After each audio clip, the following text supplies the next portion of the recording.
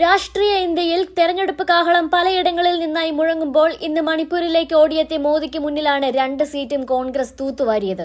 ഒരിക്കൽ തിരിഞ്ഞു നോക്കാത്തതിന്റെ തിക്തഫലമാണ് എന്ന് BJP തന്നെ മോദിയെ ഉന്നം വെച്ച് പറയുമ്പോഴേക്കും രാഹുൽ അടുത്ത ഇടം കണ്ടെത്തി.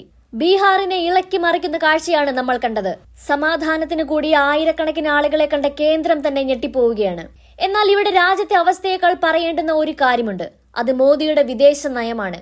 പഹൽഗാമിൽ ഓപ്പറേഷൻ സിന്ദൂരിലൂടെ നമ്മൾ വിജയിച്ചു എന്ന് പറയുമ്പോഴും അവിടെ അമേരിക്കയ്ക്ക് എന്ത് പങ്ക് എന്ന് രാഹുൽ ഗാന്ധി ചോദിച്ചവസാനിച്ചപ്പോൾ ഉത്തരമില്ലാതെ പാർലമെന്റിൽ രാഹുലിനെ പാകിസ്ഥാൻ വിരോധിയാക്കുകയായിരുന്നു.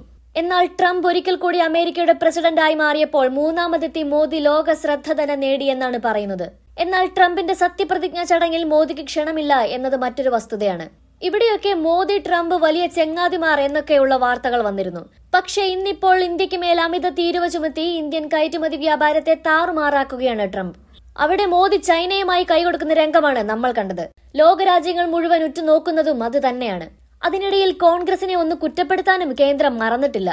എന്നാൽ ഇവിടെ മോദിക്ക് വീണ്ടും സ്തുതി പാടുകയാണ് ശശി തരൂർ. വോട്ട് ചോരി എന്ന വിഷയത്തിൽ രാഹുലിനോടൊപ്പം നിന്ന തരൂരിനെയാണ് ഈ അടുത്ത കാലത്ത് നമ്മൾ കണ്ടതെങ്കിൽ ഈ അടുത്ത ഒരു വിഷയത്തിൽ മോദിയോട് സ്തുതി പാടുന്നതുമാണ് കാണുന്നത്.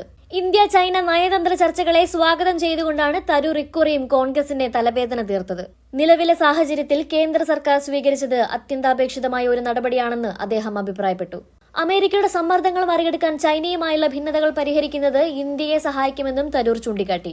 ഒരേ സമയം 2 വൻ ശക്തികളായ അമേരിക്കയെയും ചൈനയെയും പിണക്കി നിർത്തുന്നത് ഇന്ത്യക്ക് ഗുണകരമല്ലെന്നും അദ്ദേഹം കൂട്ടിച്ചേർത്തു. റഷ്യയുമായുള്ള ഇന്ത്യയുടെ ശക്തമായ ബന്ധത്തെയും തരൂർ സ്വാഗതം ചെയ്തു.